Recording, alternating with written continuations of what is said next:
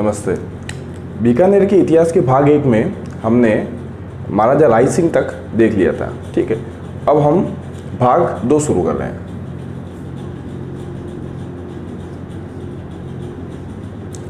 इसमें हम शुरू कर रहे हैं, राय सिंह के 2 पुत्र थे,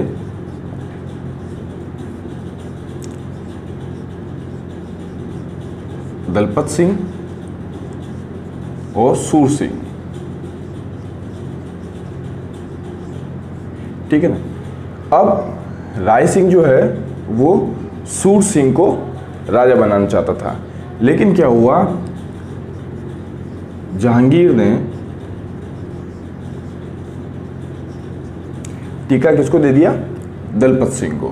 तो राय सिंह के बाद राजा बना दलपत सिंह। ये केवल 1 साल के लिए राजा रहा, 1612 से 1613 1 साल के लिए गद्दी पर बैठा। इसने कुछ ऐसी गतिविधियां की जिसकी वजह से जहांगीर जो है इससे नाराज हो गया और उसने इसको कैद में डाल दिया और मृत्यु दंड दिया। ठीक है ना। तो इस प्रकार दलपत सिंह की मृत्यु कारागार में हो गई। अब दलपत सिंह के बाद जो गद्दी पर बैठा वो था सूर सिंह। इसका कार्यकाल था 1613 से 1631 तक। अब चूंकि इससे पहले दलपत सिंह बैठ चुका था गद्दी पर, ठीक है, तो अब इसके लिए ये जरूरी था कि बीकानेर में जो भी इसके विरोधी है उनको निर्ममता से कुचला जाए। तो हमने देखा कि राय सिंह का एक मंत्री था करमचंद, उसका भी राज्य में बड़ा प्रभाव था। ठीक है, तो उसने उसके पुत्रों को, करमचंद के पुत्रों को, जो इसके प्रति जो वफादार नहीं थे, उनको इसने मरवा डाला। प्लस इसने अपने विरोधियों को भी कुचला, भाई भतीजों की भी हत्या करवा दी और ज़्यादातर इसका समय मुगल सेवा में बीता।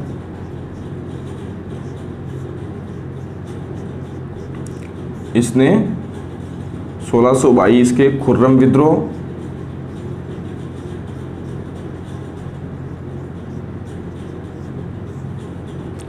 बुंदेलखंड का विद्रोह,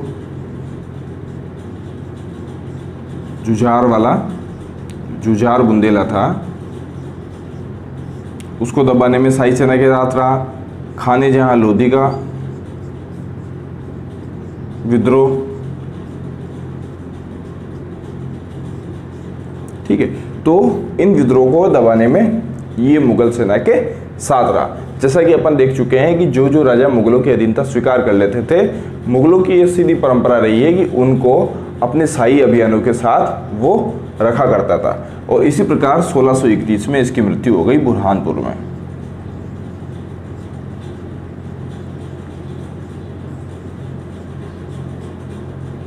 ठीक है, बुरहानपुर में 1631 में इसकी मृत्यु हो गई। इसकी मृत्यु के बाद जो गद्दी पर बैठा वो थे महाराजा करण सिंह।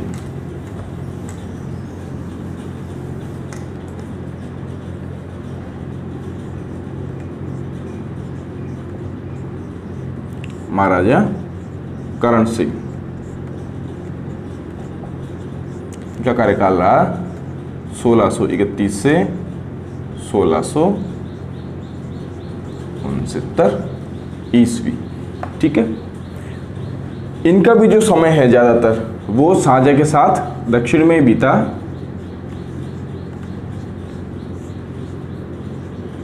दक्षिण भारत में। ठीक है, और अपने को ध्यान में है कि 1644 इसके आसपास एक मतीरे की राड़ हुई।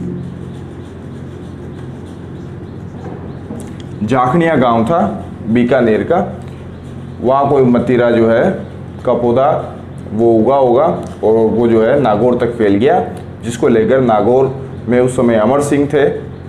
ठीक है, और यहाँ करण सिंह थे, इनके बीच में झगड़ा हुआ। शुरुआत में जो है अमर सिंह का पलड़ा भारी रहा, लेकिन अंत में विजय महाराजा करण सिंह की हुई। ठीक है, तो ये मतीरे की राड़ भी अपने को देखने को मिलती है और इसका विस्तृत रूप से अपन ने जो है मारवाड़ के इतिहास के भाग में देख चुके हैं अपन इसको, मारवाड़ के इतिहास में। अब क्या हुआ कि 1658 और 59 इस काल में मुगल उत्तराधिकार युद्ध शुरू हुए।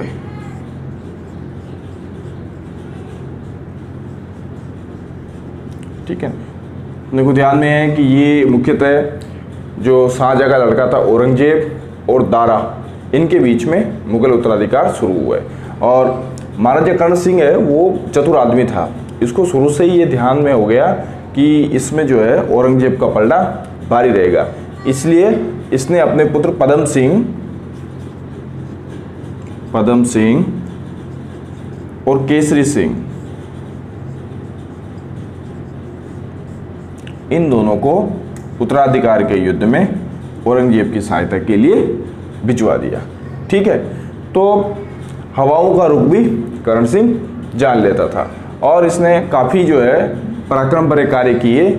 इसकी वजह से आसपास के राजाओं ने इसको एक उपाधि दी, जांगलधर बादशाह या पातशाह। ठीक है, जांगलधर बादशाह। तो जांगलधर बादशाह जो है ये उपाधि किसकी रही? ये कर्ण सिंह की उपाधि रही।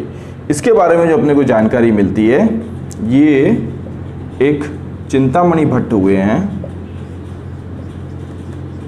चिंतामणि भट्ट, उनकी पुस्तक है सुख सप्तति। ठीक है,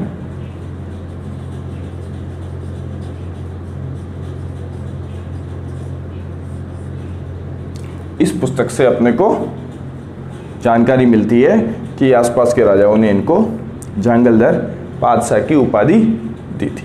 ठीक है, अब महाराजा कर्ण सिंह जो थे वो साहित्य के क्षेत्र में भी काफ़ी अग्रणी व्यक्ति थे। बीकानेर के ज़्यादातर महाराजा जो है वो विद्वान रहे और इन्होंने ग्रंथों की भी रचना की। स्वयं ने वो थी साहित्य कल्पद्रुम।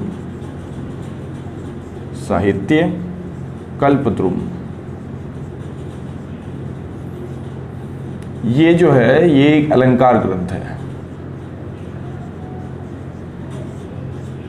हिंदी साहित्य में हम देखते हैं छंद और अलंकार काव्य के जो है उसको निखारने के लिए उसके आभूषण होते हैं। उसी में से अलंकारों को लेकर साहित्य कल्पद्रुम की रचना कर्ण सिंह ने की थी। इसके दरबार में एक विद्वान और था,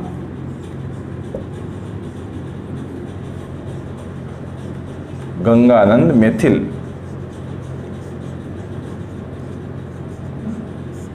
इसने 2 पुस्तकें लिखी, कर्णभूषण और काव्य डाकिनी। ठीक है ना। तो महाराजा कर्ण सिंह ने स्वयं कौन सी पुस्तक लिखी? कर्ण सिंह ने लिखी कल्पद्रुम। ठीक है, और गंगानंद मैथिली ने लिखी कर्णभूषण और काव्य डाकिनी। ये अपने को ध्यान में रह जाएंगे, ये इससे। ठीक है, कैसे कर्ण सिंह और कैसे कल्पद्रुम, और ये मुख्यतः एक अलंकार ग्रंथ है। और गंगानंद मैथिली की जो है, चूंकि ये कर्ण सिंह के दरबार में थे तो कर्णभूषण इनकी प्रशंसा में, और काव्य डाकिनी। उस समय जो अपन ये जो काल है 17वीं शताब्दी का जो काल है, उस समय साहित्य में रीतिकाल का काल माना जाता है। और उस रीतिकाल में काव्य की रचना कैसी होनी चाहिए, उस काव्य की रचना के समय हमें किन किन चीज़ों का ध्यान रखना चाहिए, अलंकार कैसे होने चाहिए, छंद कैसे होने चाहिए। ठीक है, उन सब चीज़ों पे जो है कई सारे साहित्यों की रचना हुई। तो काफ़ी सारे साहित्य हमको इस प्रकार के देखने को मिलते हैं। और वैसे ही जैसे जसवंत सिंह अपन ने जब पढ़ा था जोधपुर के इतिहास में, जसवंत सिंह भी जो है बड़े अच्छे कवि थे और उन्होंने भी अलंकारों के लक्षणों के ऊपर एक पुस्तक का पाशाभूषण करके एक पुस्तक का प्रणयन किया था। ठीक है, अब कर्ण सिंह के बाद महाराजा अनूप सिंह।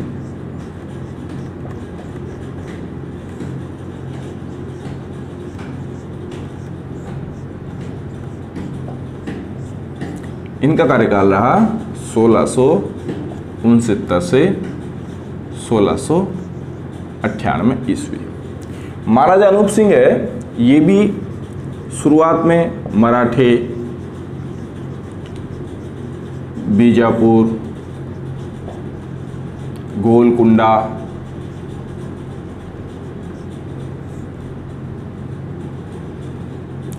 इनके विरुद्ध शाही सेना में रहे। तो राजपूताओं को ज़्यादातर औरंगजेब ने और शाहजहां ने उससे पहले दक्षिण भारत में ही लगाए रखा, और कुछ लोगों को अपन ने देखा है कि कांधार वगैरह भी इन्होंने भेजा था। तो कुल मिला के इन राजा महाराजाओं का यही काम था कि शाही सेना के साथ रहना और जो जो मुगलों के दुश्मन है या मुगलों के विद्रोही है उनको दबाने में सहायता करना। तो यहाँ इसने मराठों के विरुद्ध बड़ा अद्भुत पराक्रम प्रदर्शन किया। इससे खुश होकर औरंगजेब ने इसको माही मरातिब, ठीक है, और महाराजा, ये दो उपाधियां जो है वो इसको दी। किसने दी? औरंगजेब ने।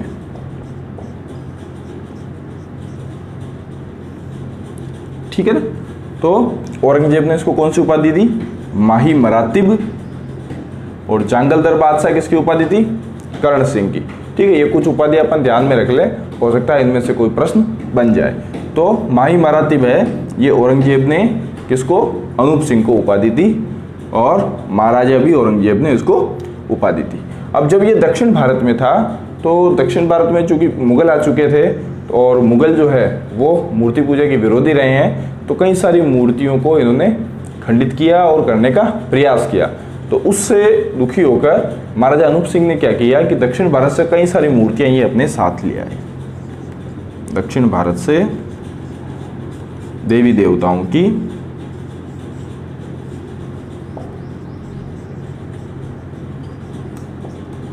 कई मूर्तियां ये अपने साथ ले आए, और उनको कहाँ स्थापित करवाया? जूनागढ़ में।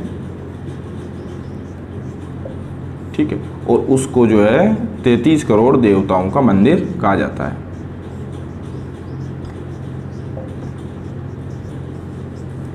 ठीक है ना। अब 33 करोड़ देवताओं का मंदिर किस तो का है? जूनागढ़ में। लेकिन 33 करोड़ देवताओं की साल ये कहाँ है? मंडोर में। और ये किसने बनवाई थी? अभय सिंह ने बनवाई थी। ठीक है, जोधपुर के शासक। ये अपन ने वहाँ देखा था।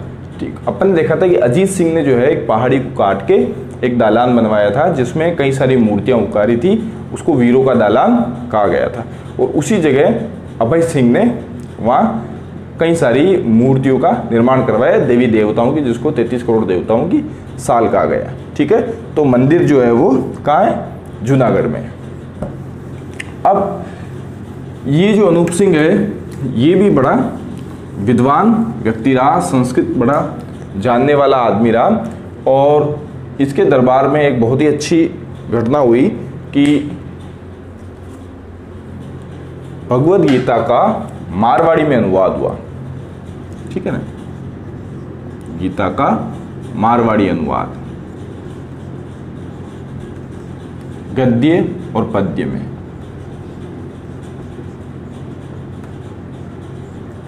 ठीक है ना, ये किया था आनंद राम ने।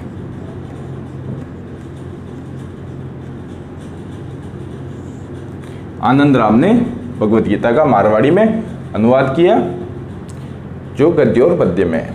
ठीक है, इसके अलावा अनूप सिंह का जो कार्यकाल था वो बीकानेरी चित्रकला का स्वर्ण युग था। चित्रकला का स्वर्ण युग। और इसी के काल में इस चित्रकला पर दक्षिण भारत का प्रभाव भी पड़ा।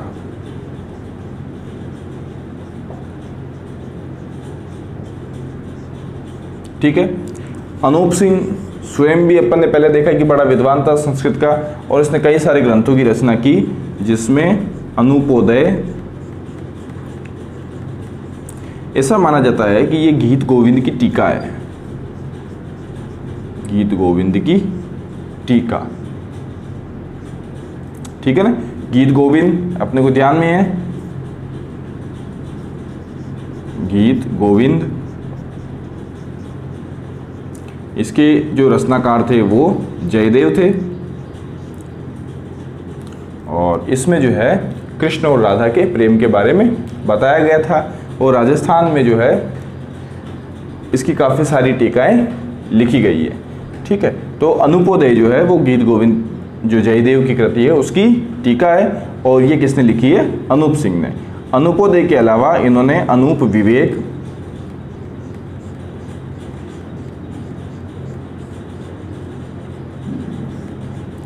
काम प्रबोध,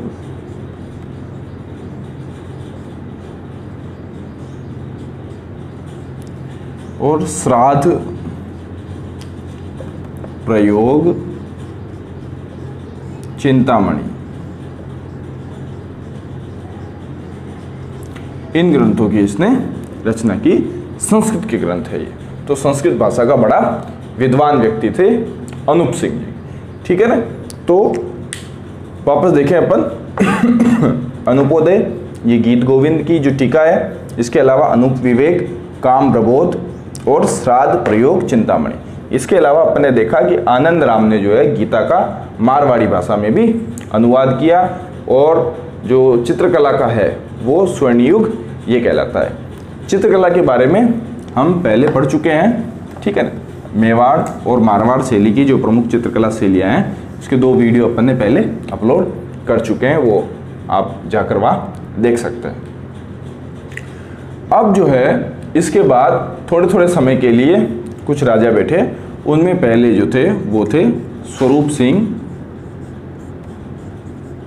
ये बहुत ही अल्प समय के लिए 1698 से 1700, केवल 2 वर्ष के लिए गद्दी पर बैठे। इनके बाद जो है वो सुजान सिंह, ये जरूर 1700 से 1735 ईस्वी तक गद्दी पर बैठे। इनके समय की प्रमुख घटनाएं क्या हुई? एक तो औरंगजेब की मृत्यु हो गई, ठीक है, और मारवाड़ के सिंहासन पे कौन बैठा? अजीत सिंह। उस समय मारवाड़ यानी जोधपुर के सिंहासन पर अजीत सिंह का अधिकार था। जोधपुर पे अजीत सिंह का अधिकार था, और अजीत सिंह ने अपने पूर्वजों की परंपरा का पालन किया और इसने बीकानेर पे चढ़ाई की महाराजा सुजान सिंह के काल में। लेकिन इस चढ़ाई को महाराजा सुजान सिंह ने असफल कर दिया। ठीक है, तो अजीत सिंह का आक्रमण जो है वो असफल हो गया, और महाराजा सुजान सिंह है ये भी ज़्यादातर समय दक्षिण में ही रहे, और इनका राजकाज जो है वो ज़्यादातर मंत्रियों ने ही संभाला। ठीक है ना। अब महाराजा सुजान सिंह के बाद जोरावर सिंह देख लेते हैं।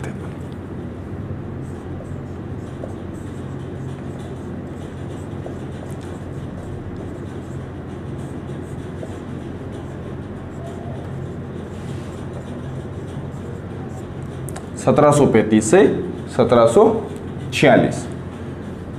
अब ये भी बड़े विद्वान व्यक्ति थे। ठीक है, इन्होंने जो 2 ग्रंथों की रचना की, एक तो था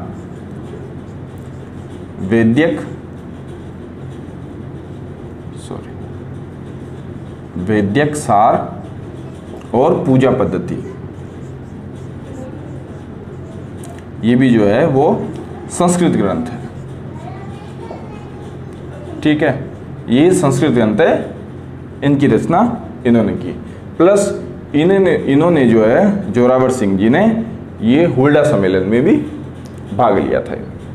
ठीक है, तो इस प्रकार हुल्डा सम्मेलन में भाग लिया।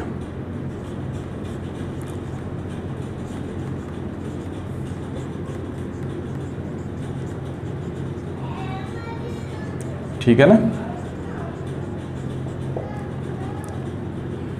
ठीक है, तो यहां तक अपने को आ गया समझ में। अब आगे देख लेते हैं। तो जोरावर सिंह के बाद गज सिंह बीकानेर की गद्दी पर बैठे, जिनका कार्यकाल 1746 से 1787 था। इनके काल की प्रमुख घटना क्या हुई? इनके एक बड़े भाई थे अमर सिंह। उन्होंने जोधपुर राज्य के साथ मिलकर गज सिंह पर चढ़ाई कर दी, लेकिन वो हार गए। और इन्होंने क्या हुआ, अवध के नवाब सफदरजंग इसके विरुद्ध बादशाह की सहायता की और स्वयं तो नहीं गया, लेकिन एक सेना की टुकड़ी जो है वो उसके लिए भेजा और सफदरजंग को दबाने के बाद बादशाह इनसे खुश हुआ और उन्होंने खुश होकर इनको राज राजेश्वर महाराजाधिराज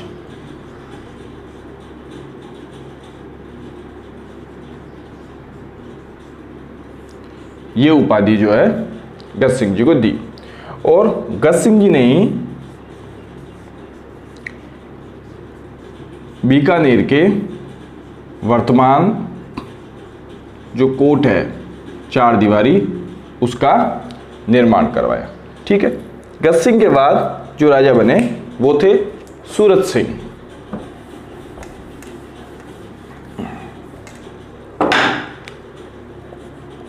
सूरत सिंह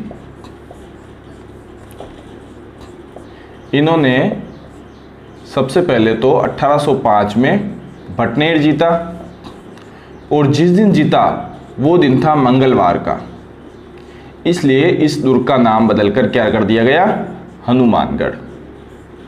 ठीक है, क्योंकि मंगलवार जो है वो हनुमान जी का वार होता है। ठीक है, इस वजह से भटनेर दुर्ग का नाम कर दिया गया हनुमानगढ़। 1818 ईस्वी में इन्होंने अंग्रेजों से संधि कर ली। ठीक है ना, 1818 में अंग्रेजों से संधि कर ली और उस संधि से इन्होंने अपने सामंतों को दबाया। और ऐसा माना जाता है कि 1814 में चूरू पर इन्होंने आक्रमण किया। चूरू का जो निर्माण है वो कुशाल सिंह ने करवाया था।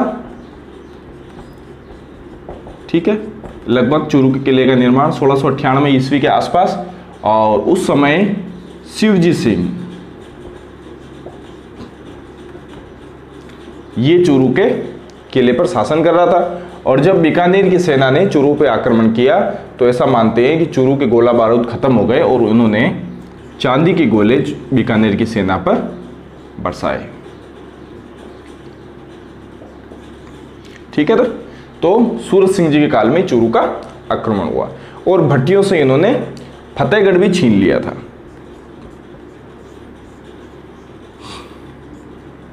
सूरत सिंह ने, और सूरत सिंह ने देशनोक में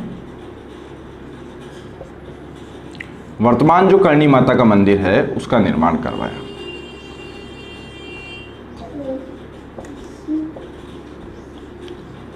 ठीक है ना, वर्तमान करणी माता का मंदिर का निर्माण करवाया देशनोक में, और फतेहगढ़ जीता, और ये हमने देख लिया। ठीक है, मिलते हैं फिर अगले वीडियो में।